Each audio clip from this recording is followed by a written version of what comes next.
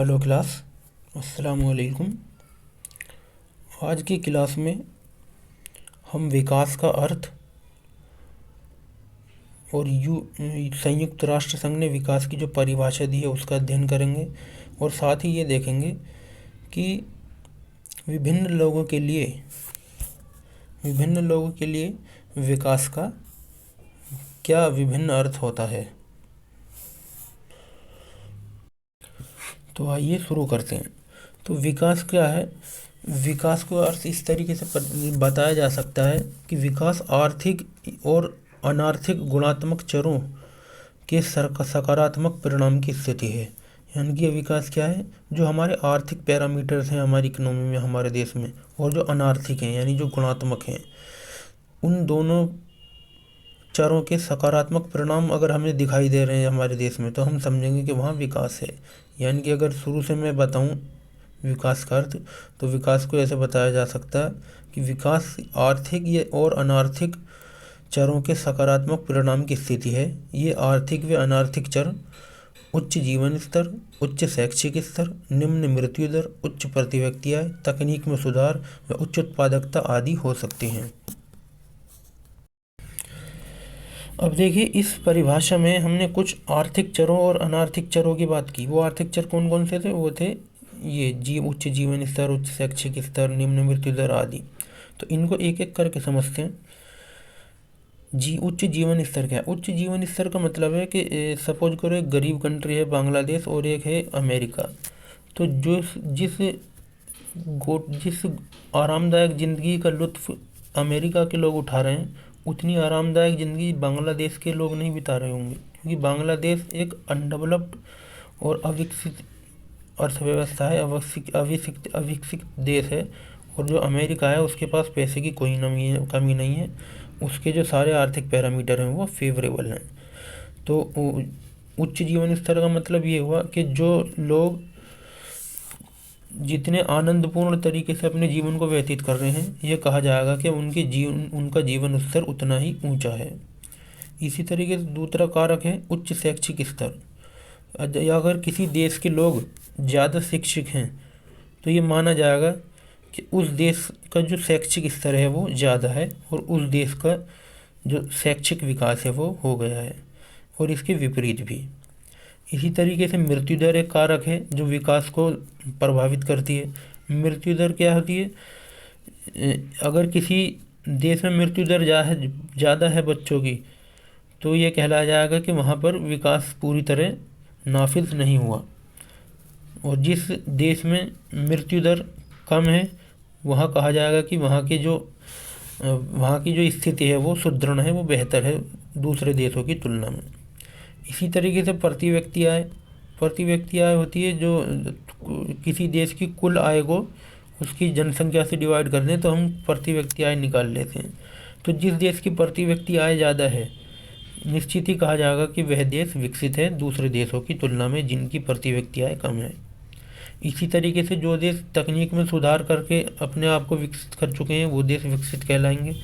और इसी तरीके से जिन देशों की जो उत्पादकता है, जो जीडीपी ग्रोथ है, वो ज़्यादा है उन देशों की तुलना में जिनकी जीडीपी कम है, तो जिनकी जीडीपी कम है वो देश अविकसित कहलाएंगे, और जिनकी जीडीपी ग्रोथ रेट ज़्यादा है वो देश विकसित कहलाएंगे। हालांकि सिर्फ यही 4-5 कारण नहीं है किसी देश को विकसित या अविकसित कहने के, लेकिन ये 4-5 मैंने उदाहरण दिए हैं आपको। अब आइए समझते हैं कि संयुक्त राष्ट्र संघ ने विकास की क्या परिभाषा दी है।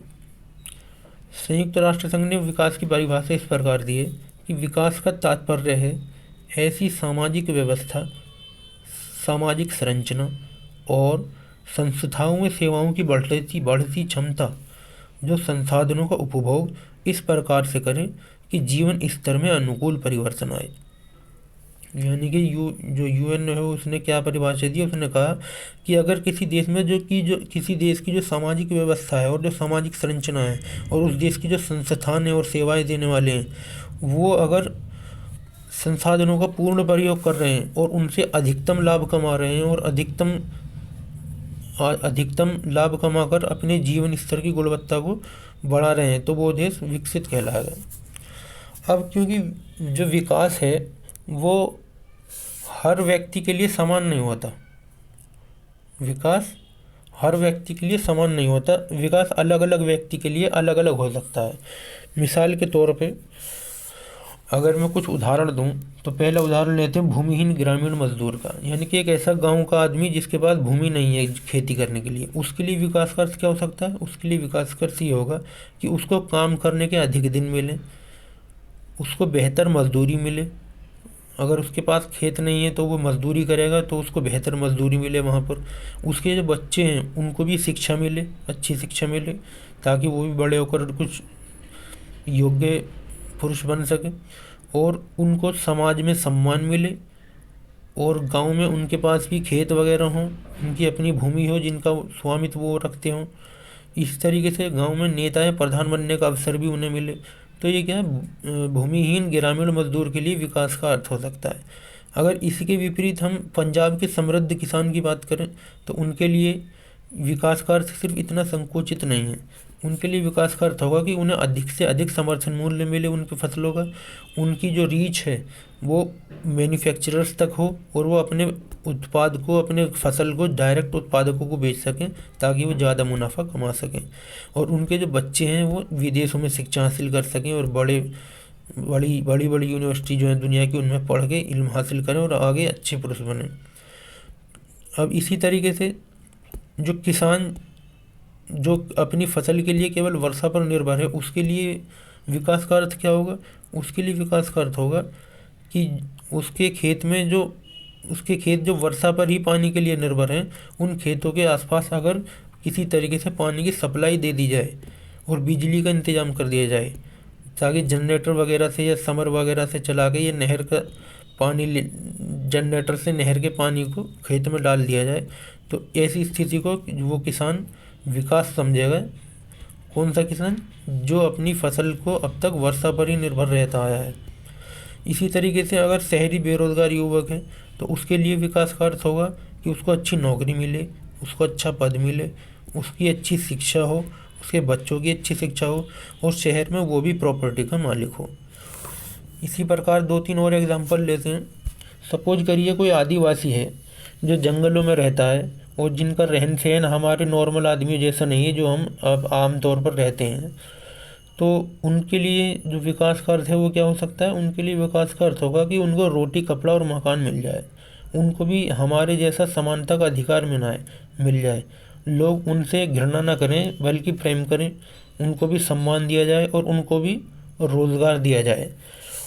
इसी तरीके से अगर कोई अमीर लड़की है तो उस अमीर लड़की के लिए विकास का अर्थ क्या हो सकता है? जैसे वो उसके लिए विकास ये हो सकता है कि वो विदेशों में शिक्षा हासिल करे, ऊंचे पद पर आसीन हो और विलासिता की वस्तुओं का उपभोग करे, उसको अपनी ज़िंदगी से संबंधित निर्णय लेने का अधिकार हो, और वो महिला सशक्तिकरण पर बल देना चाहती है। ये एक अमीर लड़की के लिए विकास के अर्थ हो सकते हैं। इसी प्रकार से अगर कोई भूखा व्यक्ति है तो उसके लिए विकास का क्या अर्थ होगा? उसके लिए विकास का अर्थ होगा कि उसको समय पर खाना मिल जाए, उसको जितना आराम करना चाहिए दिन में उतना आराम मिल जाए, और जो अनिवार्य वस्तुएं हैं उसके लिए, उसकी ज़िंदगी को चलाने के लिए, उसको जीने के लिए जो अनिवार्य वस्तुएं उनकी संतुष्टि वो कर सकें। तो आज की क्लास में हमने क्या पढ़ा? विकास का अर्थ, विकास की परिभाषा जो किसने दी है? यूएनओ ने दी है, संयुक्त राष्ट्र संघ ने दी है, और विभिन्न लोगों के लिए विकास के विभिन्न अर्थ क्या क्या हैं। एक बार मैं रिवाइज कर देता हूँ, विकास से शुरू करता हूँ। विकास के अर्थ से, विकास क्या है? एक ऐसा परिवर्तन किसी देश में जिसका कोई सकारात्मक परिणाम हो, वो विकास कहलाता है। सामान्य शब्दों में अगर मैं बताऊँ, वैसे ही जो संयुक्त राष्ट्र संघ ने जो परिभाषा दी है उसने क्या कहा? उसने कहा कि विकास का तात्पर्य है ऐसी सामाजिक व्यवस्था, सामाजिक संरचना और संस्थाओं में सेवाओं की बढ़ती क्षमता जो संसाधनों का उपयोग इस प्रकार से करे कि उनके जीवन स्तर में अनुकूल परिवर्तन आए। तो यहाँ भी घुमा फिरा कर वही बात कही गई है। इसके अलावा जो हमने देखा कि जो विभिन्न लोग हैं उनके लिए विकास का अर्थ विभिन्न होता है, यानी कि सबके लिए विकास एक ही अर्थ में नहीं हो सकता। मिसाल के तौर पे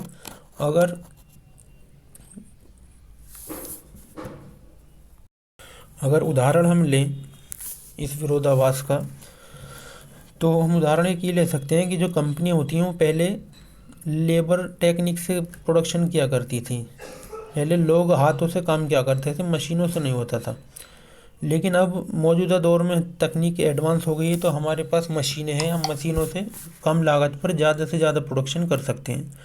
तो जो उत्पादक है उसके लिए तो ये विकास है, क्योंकि उसका लाभ हो रहा है इसमें, उसकी कॉस्ट मिनिमम आ रही है, उसका प्रोडक्शन मैक्सिमम हो रहा है। लेकिन जो हाथ से काम करने वाले लोग थे, जो मशीन के आने से अब बेरोज़गार हो गए, क्या उनकी नज़रों में ये विकास माना जाएगा? निश्चित ही नहीं माना जाएगा। तो इसलिए विकास जो है विभिन्न व्यक्तियों के दृष्टिकोण से मीनिंग बदलता रहता है। हर व्यक्ति के लिए जो विकास है वो सभी व्यक्ति के लिए विकास नहीं हो सकता, बल्कि विकास हर व्यक्ति के लिए अलग अलग होता है, उसकी ज़रूरत के हिसाब से होता है।